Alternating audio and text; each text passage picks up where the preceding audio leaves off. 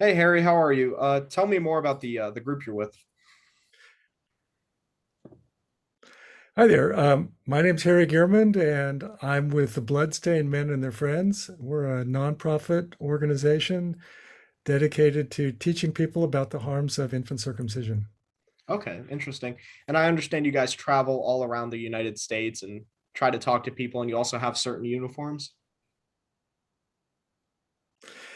Yeah, we've been to almost, I think, every state except Alaska and Hawaii now, and we have been to hundreds of cities. And we do tours in a region. Our next tour will be in just focused on Pennsylvania. Hmm. So we'll go all around the state of Pennsylvania. And we wear a white outfit with a red blood stain on the crotch Okay. to illustrate the wound and the harm of genital cutting. Yeah. Yeah, and I saw myself I saw, Bloodstained Men myself in person. I definitely saw you got your guys' outfits really caught the eye of a lot of people. And that I like the fact that Bloodstained Men uses shock value, and then while they're using shock, they also have informative signs that also show some of the harm done by infant circumcision. So Yeah, you got to get people's attention, and so you got to have that initial shock to get their attention, and then you can start the educating process. So yeah, thanks. yeah, exactly. I myself am in favor of intact male genitals. And the thing is with circumcision, I was shocked to find out that there were actual groups about this back in 2016 when I first found Bloodstained Men. I definitely was very shocked to see that, this isn't just like people think this, there's actual like activism being done about it, and people are spreading this information as opposed to some guy just having to kind of look behind the scenes a little. Right. I mean, people have been writing scholarly texts about this for years, and people have been protesting for since the 70s. Hmm. The first protest we know that in America was in, I think, 1972 in Tallahassee, Florida. Hmm. Those guys got arrested and went to jail because Tallahassee was not ready for such a protest. Hmm. But and we have gotten arrested too at times, but we do everything we can to make sure we can do our protest without any incident. Hmm. But sometimes you have an overactive, you know, somebody who wants to exert authority, which they don't really have because it's a free speech right to be on the street and Exactly. make your point. Especially That like we're on a Americans. public sidewalk, that's one thing, like groups that, spread heinous messages, there are various racist organizations, or, even the Westboro Baptist Church, they often will use public sidewalks because of the fact that public sidewalks are quote unquote a free speech zone, you know. Right. So yeah, we've been compared to them, but we really are nothing like those people. I mean, Oh we yeah. our message is protecting people from harm, and we don't go out of our way to antagonize people like they do.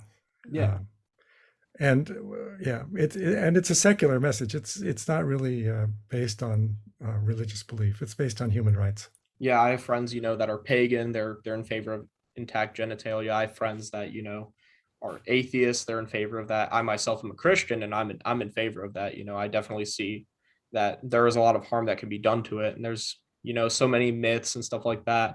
And I debunked a lot of them in this paper I wrote my senior year after I found the Bloodstained Men. I wrote a paper on Oh, circumcision. wonderful! Yeah, I ironically titled it "You Want a Piece of Me," and Brilliant, yeah. brilliant. I hadn't heard that before. That's excellent. Yeah. I make jokes about it all the time because of the fact that I've also found that humor kind of deactivates some of the hatred and contention. It kind of surrounds, Yeah, anger. right. It's a the trouble with humor has been in the past. Humorists have generally tried to trivialize circumcision, Hmm. and you really shouldn't trivialize child abuse. Yeah. And because you're enabling it. If you Hmm. trivialize harm, it's just like if you joked about rape, it would Hmm. be like saying, well, rapists are okay.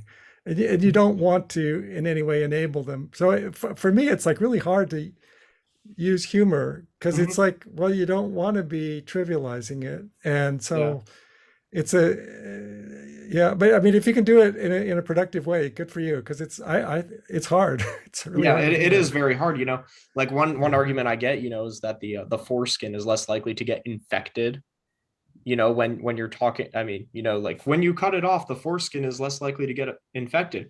And I'm like, well, if I, like one joke I make back, I'm like, well, if I chop off my arm, I'm less likely to break the bones in it. It's like, sure, it's less likely Right. to get infected, but that's because it's no longer there.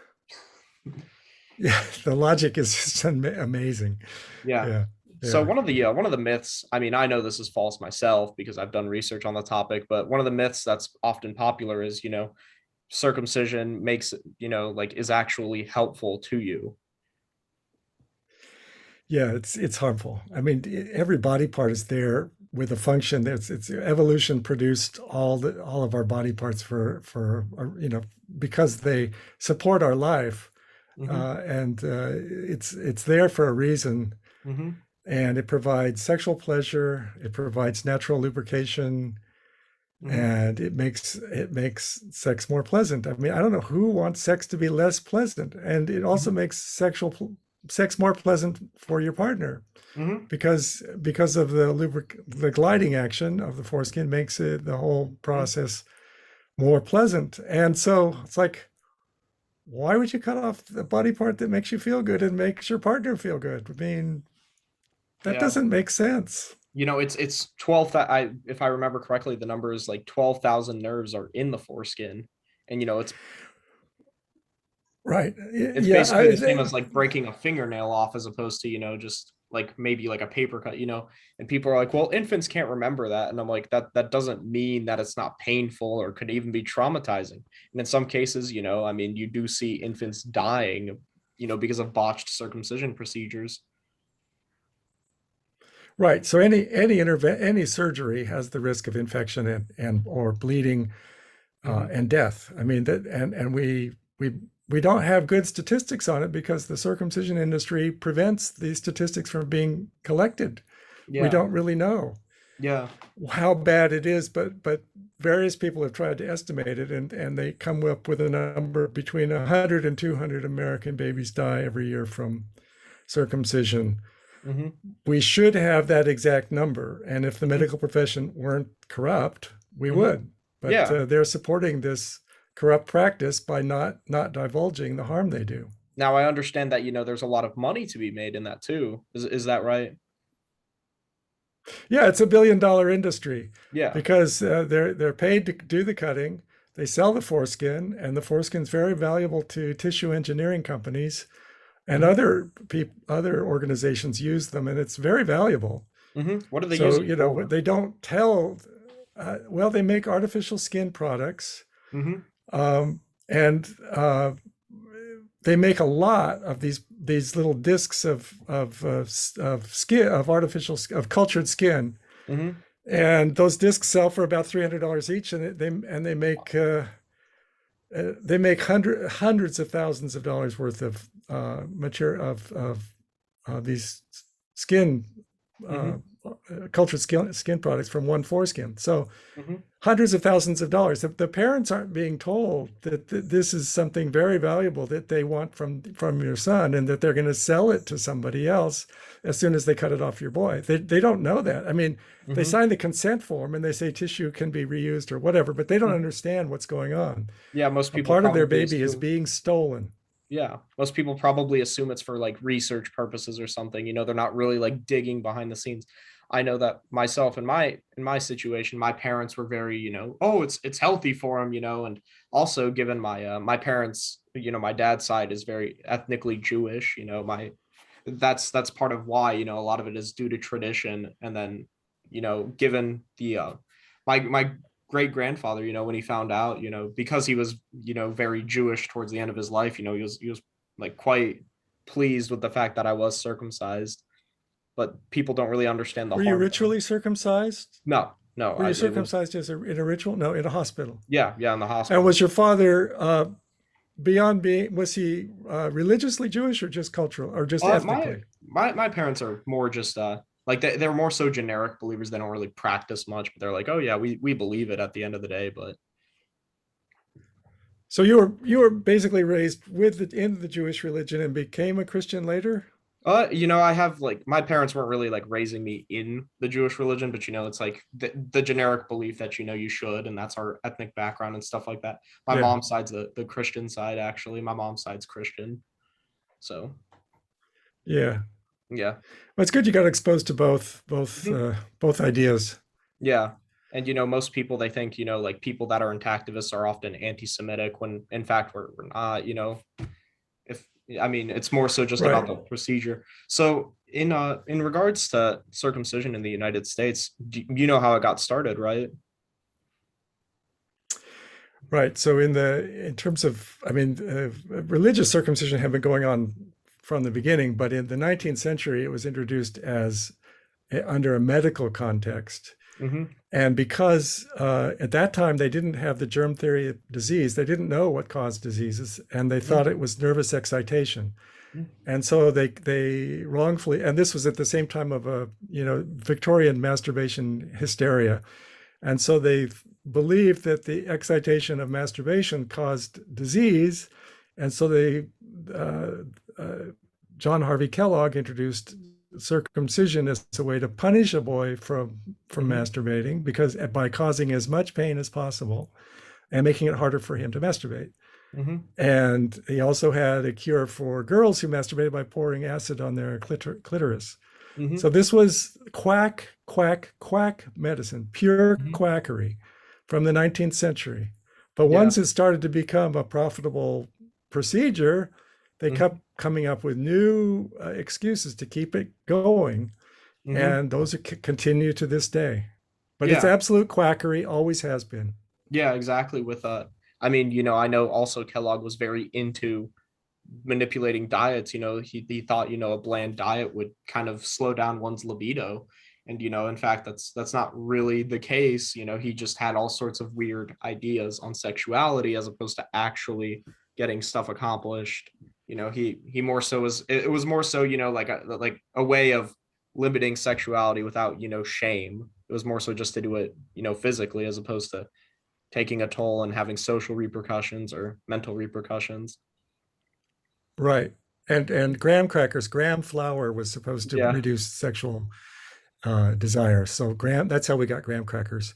It's exactly. just, it's hilarious. There's all this craziness is still with us in one form or another. It Yeah, just, they were cornflakes just and in the s'mores. dark. They did. Cornflakes and Yeah. s'mores ruined for us forever.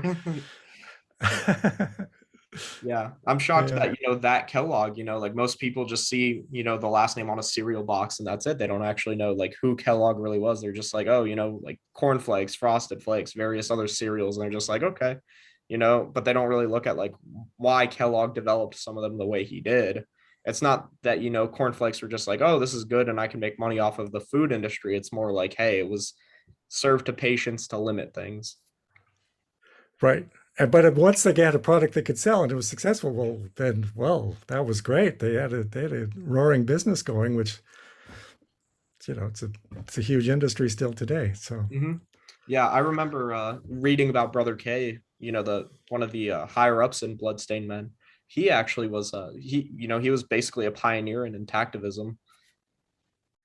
right, back in the 70s, he and his wife then, or his partner then, they protested circumcision in California in the mid 70s, I think, and Mm-hmm. were, I think, the first on the West Coast to do a street protest against circumcision. Mm-hmm. And they got in the newspaper. They got AP Wire picked it up, and the story went out. But in spite of getting news, and we get lots of news coverage when we go out, it's still a uphill battle helping people to understand that this is a problem that needs urgent attention. Exactly, exactly. Uh, Most people don't quite conceptualize. I was shocked to find out other people in my area, some friends of mine were like, yeah, I'm against it too. And I was like, wow, like you typically don't see that a lot. You see a lot of American moms just kind of go along with it. And then I found, one of my friends who's a mom, she's like, no, I'm against it. And I was like, wow. She's like, good for you for, being on the right side. Yeah, it's always good to find a young mom who just is they're so fiery, and when they are against it, they really against it. So just they Yeah. understand they're protecting their boy Hmm. and their child, and that's a mother's first duty is to protect her child. So Yeah. they get it. Yeah, exactly. And most people, in the US, I've heard people say, like negative things that kind of are prejudice against men with foreskins, and they're like, oh, that's just, that doesn't look right. And it's like, well, that's actually how it's supposed to look. It's just the American norm is to have a man that's circumcised down there. And that's why, like whenever you see something foreign, it's kind of just, you kind of like scratch your head, but then sometimes, because of the fact that things are foreign to you, you want to reject them. But that's not really the case. That's not why we should do that. Yeah. Americans often think we do everything right better than everyone else, Our and American American exceptionalism, exceptionalism. it tends to be Exactly. very toxic, like they're always like, oh, this won't work. And then I'm like, well, in other countries, it's working fine. Well, we don't need to look at other countries. This is America, and it's like, you're It's like, since the start, the founding fathers, that's what their whole shtick was looking at other countries, seeing what they were doing right, and then doing that. Our American exceptionalism often just leaves us so far behind. We were one of the last Western nations to get rid of slavery. you know it was right, just crazy. right. It's like, yeah, it's wrong. They're doing something else because they're different than us. Yeah, I think steal good ideas wherever you can find them. Hmm. If somebody over there is doing it better than I'm doing it, I want to copy them. I mean, it's Hmm. like, why, stay in a rut when you can make progress? Yeah, exactly. And you know you look across the world, and it's like, most European nations, they're not circumcised. Circumcision, I mean, it's just so like rare to see in Europe. It's not very popular in Europe, whereas in America, it's like we tend to capitalize on it as opposed to just kind of recognizing, that everyone should be the same way. And I understand that female circumcision is also illegal in the United States. right, so this is a long story. In 1996, there was the FGM bill, so the bill to make female genital mutilation illegal in the United States. Hmm. Prior to that, there was no federal law against it. And going back to 1977, Blue Cross insurance actually covered female circumcision. So it was actually performed and covered by insurance in America until the 70s. Hmm. So this law was debated, and at the time, the intactivists were saying, "Well, wait a minute. We boys have to be protected too. We need equal rights under the law here." Hmm. But the law was passed without equal protection under the law. So it's unconstitutional in that way because the Constitution says we have a right to equal protection under the law. So if you protect girls, you got to protect boys. Hmm. So far, that hasn't been challenged. The law was challenged a few years ago, and then there was a very strange ruling that found that it violated interstate commerce, which was really odd. When Hmm. the real glaring defect is that it doesn't provide equal protection under the law. Yeah. But anyway, it was found unconstitutional under that rubric, and then the Congress immediately fixed the law so that it would be in effect again. So it's in effect again, Hmm. and the FGM law is perfect in every way. I mean, it's really just brilliant, except that it's not gender neutral. It doesn't Hmm. cover both sexes. That's all we Hmm. ask.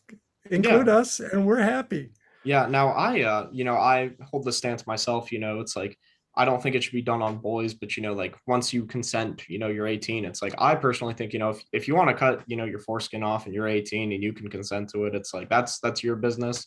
I don't see why you would, but it's like, you want to do it, that's your issue. Whereas, Right. as an infant, I can't really consent to such a procedure that's not really helpful to me. It's not just, like, if like an infant has some sort of heart surgery, it's like, that's one thing because of the fact that it's productive, it's life-saving, stuff like that. Whereas cutting off the foreskin doesn't really do anything. In fact, it's counterproductive. It makes it more likely for you to get infected down there as opposed to actually saving your life. So what are your stances regarding the legality of infant circumcision and what we should do about it? Well, Peter Adler, who's a professor of law in Massachusetts, wrote a very interesting paper called "Is Circumcision Legal?" And he concludes that it's not legal today under existing laws. So Mm-hmm. this is a top-notch legal scholar who says no, it's not legal already. It's already illegal. Mm-hmm. So it's not like we're trying to change the law. We're just trying to people to understand what the law is already. Mm-hmm. And so it's already illegal, Mm-hmm. um, and should not be done. It's a criminal assault and should be prosecuted.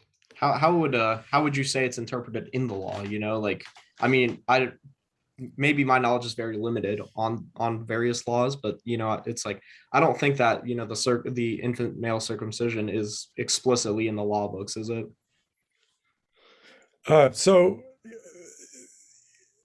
you have a right to privacy, which is recognized by the law. You Mm-hmm. have the right, which means that your private parts belong to you. Mm-hmm. You have a right to security of person, or right to bodily integrity. Mm-hmm. This is the most fundamental human right, and the law is Mm-hmm. built on these rights. Mm-hmm. Uh, Consent, when a parent consents to surgery on a dependent child, Mm-hmm. that surgery has to be done because it's necessary for the Mm-hmm. life of the child. There has to be an urgent need to intervene in order to consent to an amputation on a child. Mm-hmm. And there's no urgent need. The child is perfectly healthy. Yeah. And Yeah, exactly. furthermore, when you have proxy consent, it has to be based on what you would expect the patient would want Mm-hmm. if they could express their consent. Mm-hmm. And what we know is that intact men almost never choose to be circumcised. Mm-hmm. So we know the expectation is not that they want to be cut. The expectation is that they don't want to be cut. I wish I So weren't that's cut, an you know. exactly. And so the consent is invalid. They can't claim that they've had valid consent Mm-hmm. because there was no urgent need. Mm-hmm. It's not consistent with the expected will of the patient, Mm-hmm. and so it just shouldn't. They can't say that they've gained consent for this surgery. It's done without proper consent, and so that's another legal problem with Mm-hmm. infant circumcision as it's practiced in America today.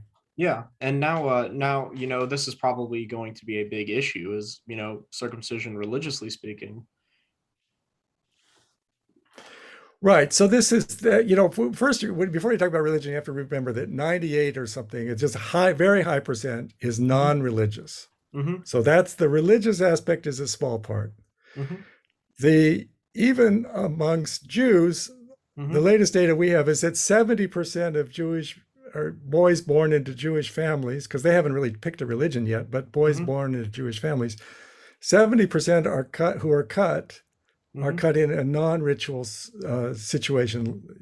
That's what Mm-hmm. happened to you Yeah. in a hospital in a secular non-religious thing. So now the the number of actual ritual circumcisions in America is very, very small.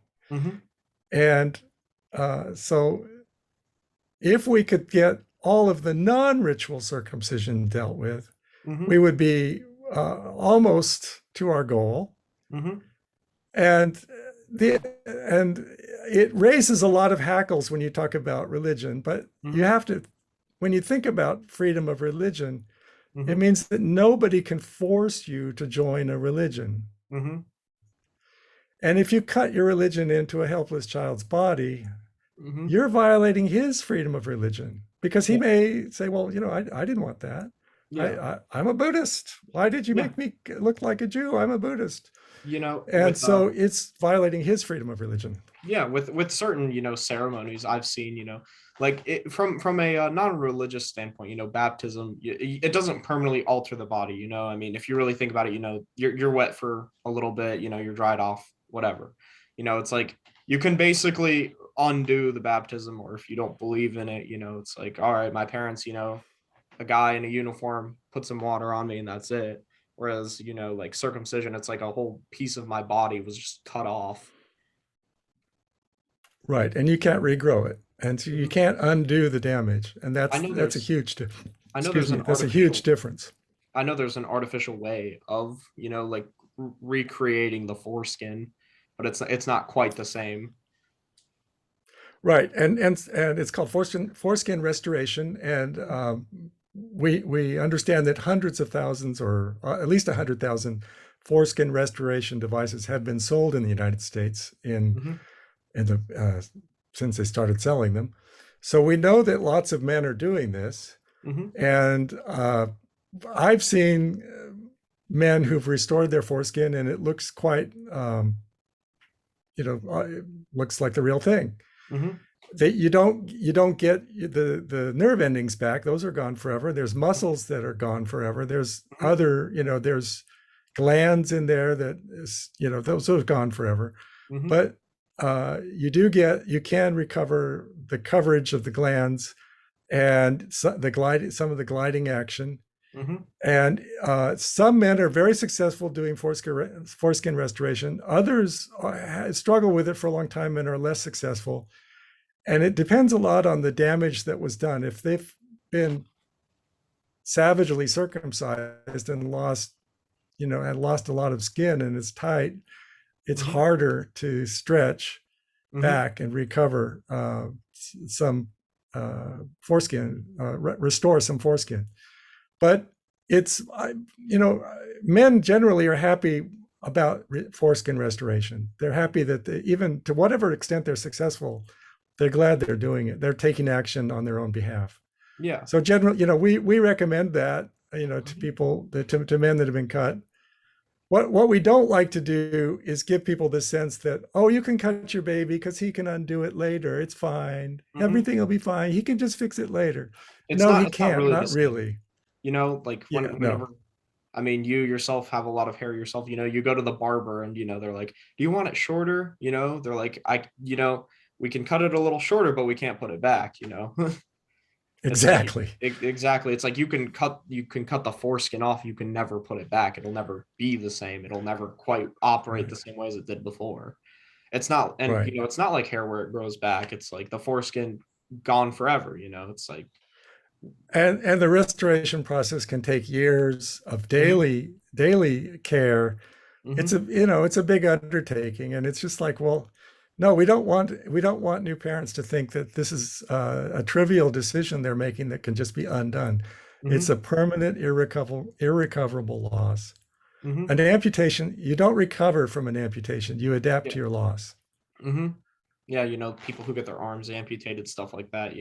I've met some amputees, and they're like, I've gotten used to it, but it's like, I'm pretty sure most of them, are like, I wish, it didn't happen. I wish I didn't have to adjust this way.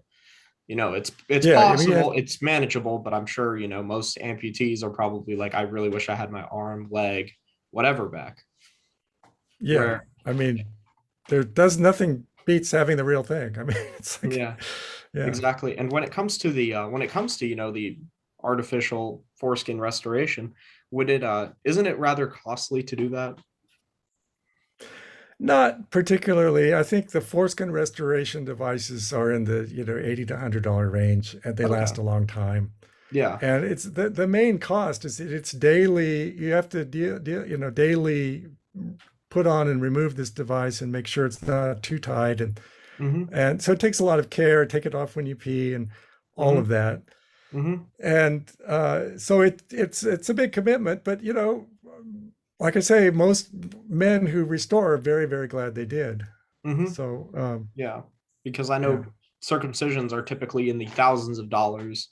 And then, you got to pay, 80 to $100 to get it back, to get part of it back. So how, is that a right figure? Thousands of dollars for circumcision? we've heard numbers all over for the map. I saw one person complaining because the hospital wanted to charge $25,000 for a circumcision, and I thought, good, they're pricing them out of the market, so they can't do it. Excellent, good job on their part. Mm-hmm. But usually it's less than that, and sometimes it's covered by insurance. In fact, it's Mm-hmm. usually covered by insurance. And then, in fact, the doctors want it to be covered by insurance, even though it's worthless, Mm-hmm. because they collect that money. They want to get it from the insurance company. So Exactly. uh, It's it's not as if it's like, yeah. That's what I'm sorry. I It's don't mean to keep butting in. yeah, no, it's just it's a real problem that our for-profit medicine is Hmm.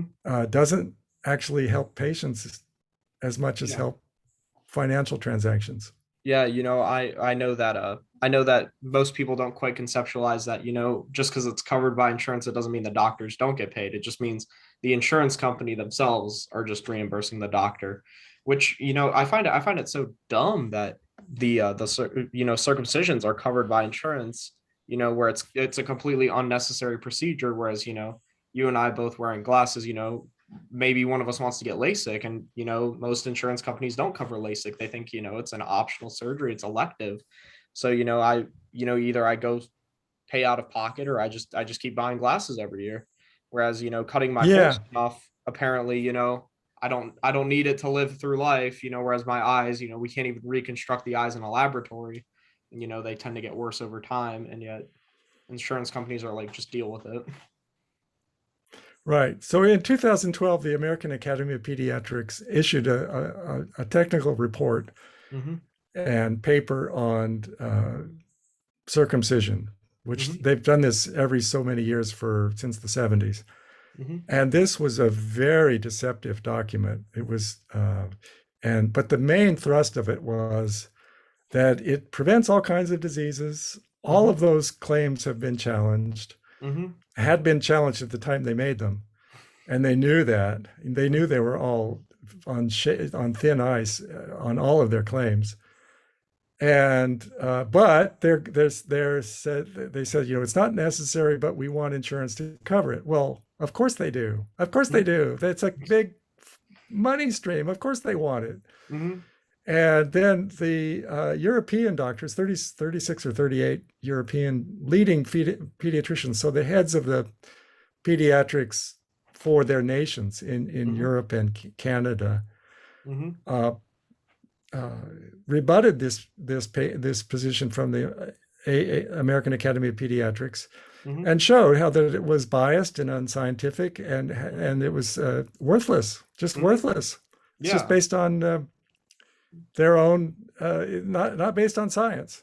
it's more based on So their personal interests as opposed to really being based on science. right, and so that policy then got used to support. Currently, the CDC has a ruling that doctors should sell circumcision to new parents, and that's based on that 2012 AAP report. Even though it was refuted, it's Mm-hmm. like this. It's like it's just maddening. I mean, this was they've that was refuted, but they Yeah, nobody talks about the refutation. They only talk about the original one because the system is deeply corrupt. yeah, I hate to say it because I don't I would like to have better news. I mean, telling people that their country is corrupt is like telling somebody that they have cancer. It's not good news. it's But not this easy is to share. It's hard for it's people to deeply understand. yeah, it's just deeply corrupt. And Mm-hmm. uh, it's something we all have to pay attention to. And it's not fun. Yeah, it's not exactly, it's not fun. It's not something you're gonna share and everybody's gonna get a kick out of it. Yeah, It's hard, a hard yeah, fact. yeah, exactly. With science in general, science is always open to the idea that there's new evidence that rebuts previous ideas. We once believed that geocentrism was scientifically correct, and the scientists of Galileo's day, they wouldn't even like touch the telescope. They weren't like, let's not look through it. They're like, oh, we'll look through it. Like they wouldn't even touch it. They were like, it's like, if he's wrong, what's the worst you're going to do when you look at the evidence he's presented? It's like, but nobody wants to look at the Right, evidence presented. Most right. pumping this stuff out, they don't want to look at the evidence contrary to their claims. Yeah, It's ridiculous. the whole Christian worldview at that time was that God created the world for us, for us humans. Mm-hmm. And so we're at the center and everything revolves around us because of course we're the only people that matter. Or, Mm-hmm. we're We're the center of the universe. This is what a childish and wonderful concept. Hmm. And Galileo, threw a monkey wrench into that little dream. Hmm. And it was a real threat to the Catholic Church because the whole idea of God was that he made everything just for us. Hmm. And Galileo said, no, well, we're not at the center. Hmm. And then it follows that, well, maybe everything isn't just created for us, and maybe we're not that special after all. Yeah. And that was a very, undermining idea, and the Catholic Church couldn't handle it. They kept him under house arrest for the rest of his life Yeah. because he was a threat. Yeah. I mean, you grew up as I did, believing Pluto was a planet, and then, they realized through scientific methods, it's not its own planet because of the fact that, it didn't meet certain qualifications. But instead of, my desire to, yeah, it's a planet because I grew up with that, it's like I changed, what I was pumping out. It's like maybe when I was a kid, it's like, yeah, Pluto's a planet, but then, it eventually got overturned, and most people are unwilling to actually change their worldview when presented new evidence, when that's It's not when that's amazing. not It's refuted. amazing. Mm-hmm. Yeah, that really upset people, and it's like it makes zero difference in your life whether or not Hmm. Pluto's a planet or a dwarf planet. Yeah. But it's amazing. It's funny how people get worked up about the strangest things. Yeah, exactly. It's baffling to me, it's like, how about we just kind of accept the science and move on, like Yeah, my grandkids are gonna, not be as, they're not gonna drag their heels as much to certain things like Pluto not being a planet anymore and stuff like that. Whereas, generations, my generation or generations before me are kind of dragging their heels. Same with, when Galileo was running around, generations later, we're like, yeah, the sun is the center of the solar system. Whereas, people before Galileo and his own generation were like, no, you're wrong. right. I forgot who it was, but some scientist said that science advances one funeral at a time. Hmm. So it takes the old way has to actually literally die out before the new Yeah. ideas can flourish. Hmm. Yeah. Yeah. And with, circumcision, I'm seeing a lot more intactivist ideas getting spread. It's like instead of just shutting up and pretending, this is really just how it should be, people are starting to kind of question it. And I think, people like Bloodstained Men and Their Friends, Your Whole Baby, some other groups, they're really starting to get this dialogue going. They're starting to get people to start questioning every, Yeah, I mean, that's our mission. Yeah, Mhm. exactly. It's just to get the word out there and wake people up and some people are get it immediately. Some people it takes a while to sink in, and some people never get it. But Yeah. but it's definitely there is progress, definitely. Yeah, every small victory, we grow. Every person who starts to kind of, start conceptualizing that, the foreskin does serve a purpose and it doesn't need to be cut off because it's not imperfect. They start to conceptualize that, and, eventually you're starting to see people not do it. Yeah. You're starting to see the societal norm of, uncut men. It's starting to grow as opposed to, like, that's gross. Now people are like, I mean, there's really nothing wrong. You're gonna start seeing more and more people understand that, it doesn't have to be cut to look nice. I mean, is that really why we do anything? Just aesthetics, especially to children. Yep.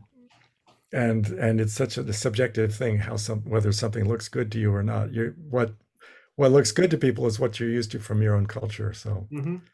Yeah, like um, in some cultures, men, like men wear robes. We don't, but I mean that doesn't mean the robe is any less like valid because of the fact that we wear pants instead of robes.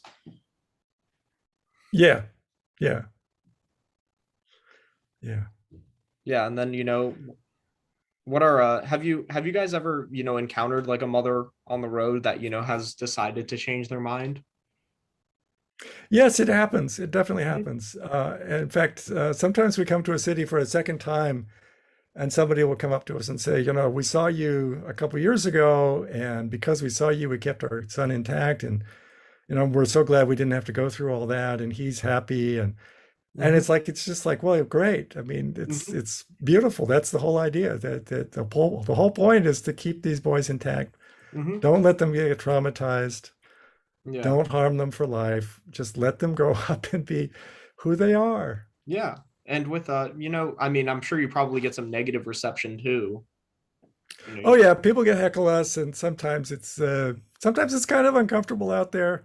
hmm Uh, uh, we we just stand our ground and explain everything that to anybody that's open minded. And hmm if they want to just heckle us, well, we'll just ignore them. yeah, Sometimes we get counter protesters, and of those people, about a third of the time, we talk to them and they come around. They realize we convince them that their idea was misinformed. one third. But That's pretty impressive. yeah, That's about really 2/3 of impressive. the time that doesn't. Yeah, thanks. Yeah, it's like they know there's something going on and they want to participate, but you just kind of have to bring them in and say, well, no, your idea was actually hmm doesn't make sense for these reasons, Yeah, and eventually, yeah, yeah. it's You great guys have, fun. yeah, you guys have definitely gotten your message out there. Again, Bloodstained Men and Their Friends was the way I opened the door to like intactivism, as opposed to just like sharing with my peers my thoughts. It's like no, instead of just sharing a few studies I found, it's like you guys have tons and tons of studies on your site that show you have all this scientific evidence, where it's like, as for me, I have like dozens, but not like I don't have as extensive a library. I definitely don't have as, I mean, I'm doing this all myself. I don't have a bunch of people sending me this information, and I don't have a lot of people researching it for me. I'm doing this myself. And now it's nice to see, there are other people saying the same thing I am, whereas opposed to people just like, you're the only one talking about it, so you're crazy. Right. And yeah, exactly. And well, it's so good that you are. Mm-hmm. And yeah, our resources we've redone our website recently and added a lot of resources. And another good source is Doctors Opposing Circumcision. They have a Mm-hmm. uh, from the point of view of intactivist doctors, or doctors who don't want to cut foreskins, Mm-hmm. and they've got very good information, and it's all done from a medical authority, the point of view of medical authorities. Whereas none of us are doctors; we're all just Yeah. activists. Exactly. It's definitely nice to see, someone who's actually in that position and can actually conceptualize that better doing that, as opposed to just, me, some Jewish kid who's cut and, like who's against it, but, doesn't really have the scientific means to get there because of the fact that I'm not a doctor. I haven't studied it as in depth as a doctor does. It's not that I don't know anything. It's just a doctor's going to know a lot more because doctors typically have to go through a lot more schooling and intense training. Right, right. But that is Yeah, there's just been a long history of Jews who were against circumcision. mhm, It's not back in the 80s. Edward Wallerstein wrote this book, Circumcision: An American Health Fallacy, mhm, in the 80s. Um, Dr. Fleiss, who was called the pediatrician to the stars, he was a pediatrician in Beverly Hills, and he was totally against circumcision, mhm, and would tell these parents, if you want to cut your boy, you're going to have to find another pediatrician, because I'm not going to. We have very different ideas about medicine, and you can't be I don't want you as my patient if you're going to cut your boy. So mhm, he's passed now, but he was great. mhm. Um, there have been Joseph Lewis, who was actually Jewish. He wrote this in the 1940s or 30s, In the Name of Humanity, about all kinds of genital mutilation, the And you history of said genital Joseph Lewis mutilation. is Jewish, was Jewish himself. Yeah, he was Jewish. Oh wow. Yeah. That's the thing. It's like you're gonna get a lot of people that say, people against circumcision are anti-Semitic, but seeing one of our own kind of push back is really nice. Right. I mean, it's the first line of defense is that, oh, it's because you hate us. Well, Mhm, no, actually, we just want you guys to have the best life you can have. So mhm, it's not because we hate you, but but the thing is, it's a defense reaction to mhm, say that, and we understand that it hurts because it just hurts. But we have to understand that that's going to be the first line of defense. That, oh, mhm. you're haters. Yeah, exactly. And so It's yeah, kind of like when you go to a this school. was another great book, was by Leonard Glick, called Mhm, Marked in Your Flesh. Circumcision from Ancient Judea to Modern America. And Hmm. this was published by Oxford University Press. It's really good, but it's scholarly but readable. And he's a Jewish professor who just analyzed the whole story of circumcision, Hmm. uh, and uh, and just it's just it in the end he said it's not consistent with Jewish values Hmm. because from his sense of what Jews value, this does not Hmm. align with it. Yeah. So that's a good resource for Jewish. Yeah. And the other thing that he said that was very interesting was that the first version of the covenant was in Genesis 15, Hmm. and the covenant at that time kept with an animal sacrifice, not Hmm. with circumcision. Yeah. And about 1100 years later, Genesis 17 was added, and they changed the story and required a human sacrifice, circumcision, instead. Hmm. So um, those two versions of Genesis are both there. So I mean, if you, it's like, well, pick the one you like. I'd pick the animal. I'd just go out and kill an animal, a rodent or something. It's like, okay, Yeah. that's done. We don't have to harm our boy. So Yeah. Exactly. yeah, his story is really interesting and definitely worth reading. Hmm. Another one on the religious. This is by Janet Heimlich, wrote a book called "Breaking the Will: Shedding Light on Religious Child Maltreatment." Hmm. And she goes into lots of cults and Christian and Jewish things, but her idea about circumcision is that it's using the child as a prop Hmm. for a right that, and the child should not be a child should not be used in that way. It's child maltreatment in Hmm. her. It's what she calls religious child maltreatment.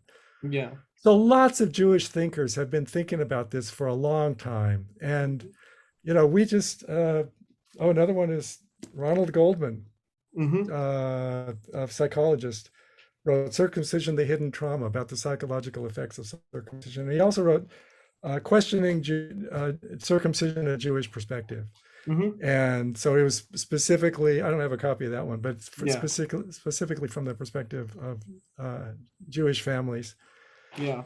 Anyway, lots of Jews have been thinking about that. They're not anti-Semitic. They're Hmm. not. They just want the Hmm. best for themselves and their people. And Yeah. Myself included. humanism is, yeah, it's like it's the humanist movement and the Enlightenment in general. It's like this is a good thing. This is a Hmm. net benefit for humanity, no matter who you are. And Yeah. we just try to emphasize the human rights and focus on the positive. And I know that people sometimes want to cast us as hateful people, but protecting kids from harm is not hate. Hmm. It's not hate. Yeah, exactly. And like I was trying to say earlier, with the pool, it's like you think it's so deep, and then you just, you're able to just stand in the water. People are afraid of drowning, and yet, it's like, oh, I get in, and it's like, like 2 inches deep. It's safe. Exactly, exactly. Yeah, yeah. It's like you can go down this rabbit hole. You're supposed to, that's what life is. You're supposed to explore it. It's not meant to just be one way. Some people, with but yeah, going back to the whole religion thing, people say, it's in the Bible, that circumcision's in the Bible. But if you look at Paul's writings, he's like, circumcision, it's not necessary for salvation. It's not necessary for really anything. It's more so just like a custom, but it's not so much necessary for salvation anymore. Right. So that Paul freed, and basically, I think that's when Christianity really split from Judaism. Is that once Paul said circumcision's not required anymore, Hmm. then the two. I mean, before that, Christians were a Jewish sect. Yeah. After that, after Paul, they become a separate religion. So it's Yeah. really circumcision and or the foreskin that separates that caused Christianity to become a standalone religion. Yeah, exactly. Most people just saw it, Romans especially, they just saw Christians as, this obscure Jewish denomination, like how some people see, ironically Seventh Day Adventists, which is what Kellogg was to regular Christianity. That's how they saw that's how they saw Christianity to Judaism. And Paul himself, was Jewish. He believed in all these things. He was a devout Jew before he, had his conversion story and all of that. And yet, what's funny is just Paul's like, no, it's not necessary anymore. It's been done away with. So why are we doing it? It doesn't profit your soul or your kid's soul or whoever. It's not as profitable as it was, back in the old covenant days. Right, right. So, and there's a movement in Israel. There's a gentleman, Alon Sivroni, who Mhm. wears the bloodstained outfit in Tel Aviv, holds up these signs in Hebrew that say, stop circumcision. It's a terrible thing. I'm Mhm. not sure exactly the text because I don't read Hebrew, but You he's know, I out tried, but there. It's hard.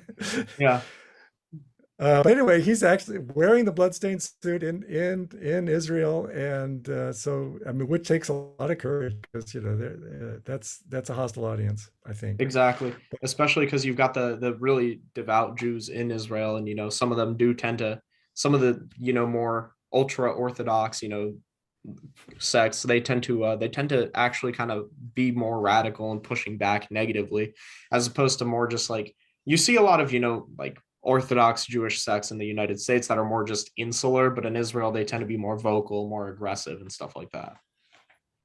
Yeah, he's got a lot of courage, and Exactly, I admire. I've never I met the guy, but I admire him. yeah, yeah, he's amazing. Hmm. And but it just shows that even in what would be the most hostile place for the message, it's there. It's there. Yeah. It's not. And it's we're getting more media attention all the time. And Andrew Yang was running for president. He said the intactivists are right. It's like news because the first time a presidential candidate had even mentioned our issue, Hmm. and so we were really grateful for him for that because most other politicians just won't touch it. Yeah. I But mean, my so it's my major, progress. yeah, my major was political science, and it's like I definitely want to get into politics, influence policy, so it's like it's nice to know that there was someone before me who pushed this, who had such a big platform. And it's really nice that, probably, I'm 22, so I'm not running for office for a long time, but if I ever did, it's like I'm sure, since Andrew Yang, publicized it, he was in the media for a while too. He wasn't just one of those they shrugged off to the side. He was pretty popular, and yet, He was a contender. Yeah, Mhm. he could have. I mean, there was. I mean, it was. If he had been on the ballot when they got to me, I would have voted for him just on Yeah. that basis alone. I mean, he had a lot of good ideas. Yeah. But yeah, Yeah, it's like it's nice that, because of how popular he was, people are actually able to, kind of look into this issue before I ever have to touch the issue. You know, I mean, someone right. someone as popular as Andrew Yang talking about it, an issue that most people aren't familiar with, there are, the well has been poisoned to a degree, but it's not as popular now to poison the well, people, what you'll often see with various groups and ideas, they'll have a rebuttal for it. So by the time, someone who, could hear this information hears it, they immediately know how to dismiss it and have their own rebuttals, as opposed to, like, I've never heard that before, I'm gonna look behind the scenes. Right. Right. Yeah. And Yeah, I know. I think I mean there's whatever when you launch your political career, it's like it's probably not going to be the main issue, but just you know you can just sort of bring it along with you. That would be great. Exactly. It doesn't hurt to mention it. Now, I know that I've heard that the Jewish procedure for circumcision is different than, the one in the hospital. Is that something you're too familiar with, or no? So the story, as I understand it, is this: that originally the Jewish circumcision was they would cut off just the overhanging part, Hmm. that extended beyond the glands. Hmm. And of course, this is damaging because there's muscle and Mm-hmm. tissue and sensitivity there. It's the most sensitive part of the penis is right there. But anyway, that's what they did originally. Mm-hmm. And then during the ancient Greek period, there were Jews who wanted to compete in the Greek athletic events, which were always done in the nude. Mm-hmm. And in Greece at that time, you weren't considered, a man wasn't considered naked in the sense of being exposed indecently Mm-hmm. unless his glands showed. If the glands was covered, it wasn't. It was, he was nude, but it wasn't indecent, Mm-hmm. because if the glands showed, then it showed that he was aroused in public, which was Mm-hmm. what they considered indecent. Mm-hmm. So there was a problem for the Jews because their glands could show when they're competing, and that this was considered indecent. So Mm-hmm. they would pull the remaining foreskin forward, and then tie it with a little leather strap, Mm-hmm. so that they could compete and not feel awkward about it. Mm-hmm. But this aroused the ire of the elders and the Jewish elders, Mm-hmm. and they came up with this radical circumcision that removed the entire foreskin instead of that, so that their sons couldn't, look like they were intact when they competed Mm-hmm. in games in ancient Greece. Mm-hmm. So then that radical, really much more destructive circumcision became widely practiced, and that's what's practiced by American medicine today. Wow, I So didn't know that ancient Greece yeah, story. You do learn something new every day. Yeah, that's really interesting that they did change it over time because of cultural significance, not so much because of religious significance. It's some people just like to conform to the society around them, and that's really baffling. yeah. And when they say, well, this is in the Bible, we can't possibly touch it, well, they've already changed it. They made it Hmm. worse. Hmm. So if you can make it worse, you can make it better by not cutting them at all. But you know, it's Yeah, my suggestion. exactly, exactly. And now, as we explained before, like as we kind of touched on before, if like now, you or Bloodstained Men, I'm not sure, if your ideas on this are different, but let's say, like a 27-year-old male wanted to get circumcised, would you support legislation that prohibits that, or is it just pertaining to? No, I mean that's an elective body modification, like a tattoo. Hmm. And people understand tattoos. You don't let parents tattoo their children because the Hmm. children has a right to make his own decisions about his body.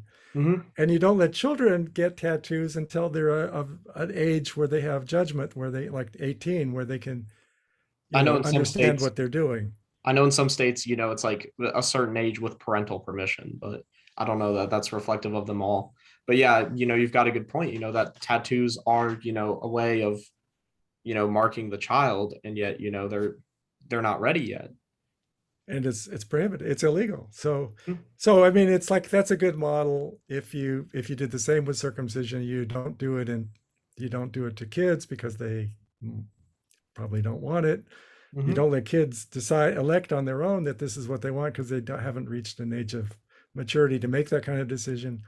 And when they each reach the age of adulthood, then Mhm. if that's still what they want, well, then that's up to them. Yeah, exactly. That's where I stand. It's like, I mean, you want to do that, and you're fully conscious and you're fully consenting, and the only person at risk is yourself. Go for it. It's Yeah. like that's your business. But it's like when you bring a child into it, I don't think that's okay. It's like a child can't properly consent to anything. A child tends to often be uninformed. They kind of just do it because mom and dad were like, do it, do it. Yeah, and children and parents have a duty to protect their child from harm. So Hmm. they have a duty not to allow Hmm. damaging surgery. Yeah. How long have you been in the intactivist community? Since the 90s, Hmm. when the FGM law was being debated, that's when I really got interested in participating. Hmm.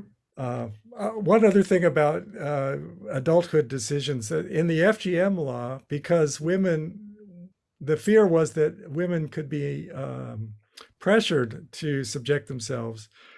to female genital mutilation that I don't think even women, even grown adult women, can be have a clitorectomy under the FGM law. Hmm. So it's interesting that the idea of adult decision making out there is, Hmm. and I guess the reason was that they thought people would be that women weren't really free to choose. Yeah. They would be, yeah.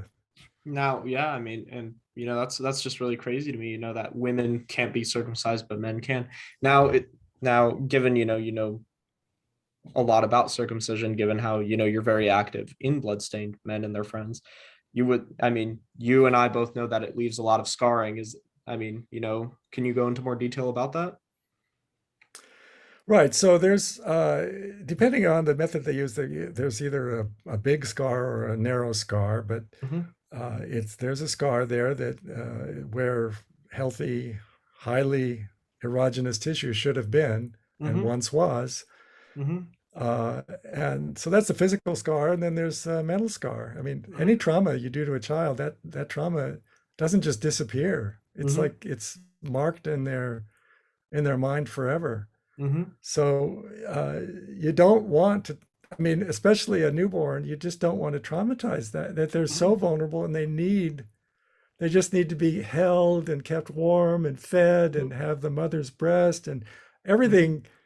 It a knife to the genitals is the last thing that should happen to someone who's so vulnerable and needy. Hmm. And so, I mean, the psychological scars, you know, Yeah, that's just it's terrible.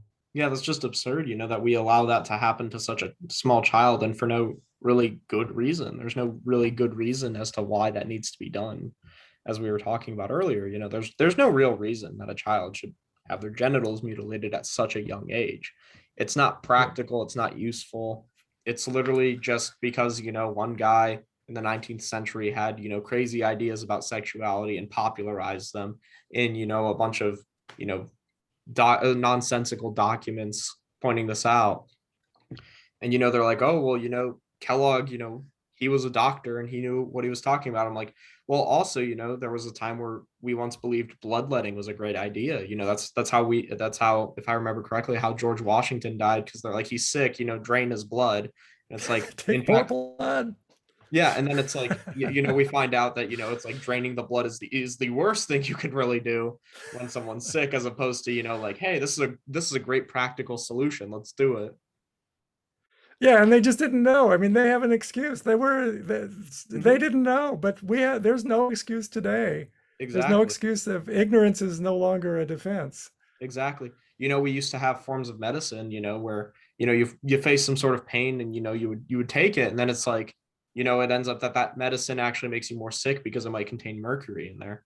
It's like, sure, it's temporary relief, but it's like, I don't see why, some 19th century study that's been debunked time and time and time and time again is still, what a lot of people are citing as legitimate. It's just absurd. It's absurd that people are citing these sources as legitimate when they're so outdated and they've been debunked. Right. And the most shameful thing was the AAP 2012 Hmm. attempt to get funding for circumcision when you know, they knew better. They Yeah, couldn't not have known better, yeah, and it's just exactly. shameful. Especially with, the internet, it's much easier to access raw information, from your pocket, and yet, we're still having this discussion when we can easily access information that shows it's wrong. Yeah, another part of the problem is that a cut dad who hasn't really dealt with the fact that he's been injured is Hmm. often going to want to insist that his son is cut, Hmm. and not always, but often. And so that's the problem. And the only way to counter that is for the mother to say, "No way in hell are you going to cut my boy," and that's just not Exactly. going to happen. So you're going to Exactly. choose between me and you're going to. It's my way or the highway on this one. It's the boy is going to stay intact, Yeah. and that's but because the father hasn't really come to grips with the harm that was done to him, Hmm. he's still in his way of denying the harm is by forcing it on his son, and Hmm. it's a real hard discussion, and it's really hard. I mean, it's marriages have broken up over this. Yeah, and it's like it's hard to admit, like sometimes you don't want to look back and admit that. I had this coworker, I'll change her name. Let's call her Jane. Jane was like, like she and I were talking about it at work. Surprisingly, I don't know why, but Jane's like, yeah, my son's circumcised because his father kept insisting on it. And I'm like, Jane, I've done research. I can show you this information that shows that circumcision's wrong. And she's like, oh, I have to go see that. And Jane was actually shocked. And it's like, why the heck, are we still doing this? It's like a father, it's like, I don't have it, and I don't want to feel bad that I don't have it. I'm going to make sure my son doesn't really have it either. So, I don't feel as bad about it. Yeah. I mean, if he was missing an eye, would he insist that one of his son's eyes be gouged out? I mean, Or, it's just like an madness. It's amputation, just, his arms, yeah, his arms off. And then, my son needs to get his arm cut off too. It's ridiculous. it's madness. Yeah. Is there anything you'd want to say or any points you'd want to make? Just continuing, it's the circumcision harms everyone. It harms the boy. It harms the relationship between the boy and his mother. It harms the father when he realizes that he was harmed, and it's a devastating blow for him. It wrecks sex for a lot of people. It damages sex for everyone, that both partners. Mm-hmm. It's there's no reason for it to continue, Mm-hmm. and we will be on the streets of Pennsylvania streets in October, Mm-hmm. and leading up to uh, a medical conference in Philadelphia, Mm-hmm. and so that we'll be out there, and if people are anybody here is from Pennsylvania or wants to join us, our schedule is on our website, bloodstainedmen.com, and we'd love to meet Yeah. more intactivists. Yeah, and if I wanted to, because I can't, travel all the time. I have, commitments that don't always allow me to travel. Let's say I wanted to wear the outfit and pass out literature. Is that allowed by the group? Oh, sure. Yeah, yeah. In fact, we have do-it-yourself intactivism instructions on our website. So we have cards and signs that you can print Hmm. from our instructions on how to print them from our webpage, and also instructions on how to make the costume. Hmm. Uh, it's real easy. You just basically get red paint Water it down a and use little, white, yeah, and throw it on white painter's pants. paint. Yeah, Yeah, yeah. like I myself, I'm familiar with the organization. I found it years ago. I've read, a lot of your literature. I've done this stuff, but I definitely want to make sure, people do know how to check the website out and, see that, it's not a requirement to officially be, in the pack, so to say. And, they can Right. I mean, just kind it's of do your this themselves. Americans have the right to protest anything that they want to. It's this is the brilliance of American free speech, Mhm. and we encourage them to if you understand circumcision and understand it's wrong, to Mhm. go ahead and protest it. It's Yeah. the more people who are doing that, the better. Yeah. Yeah. And could you plug the site again just to make sure? It's bloodstainedmen.com. Any hyphens or anything, or just one word? No, just one word. Yeah. Yep. Yep. Sounds good. Well, thank you so much for your time, and thank you for the opportunity to really enlighten people about this. I'm so appreciative that you took time to actually talk about this and for all the knowledge you've given me as well as many other people. Well, it's been a real treat to be on your show, Moisha, and thank you so much. Yep. You have a good one. You too. Bye. Bye now.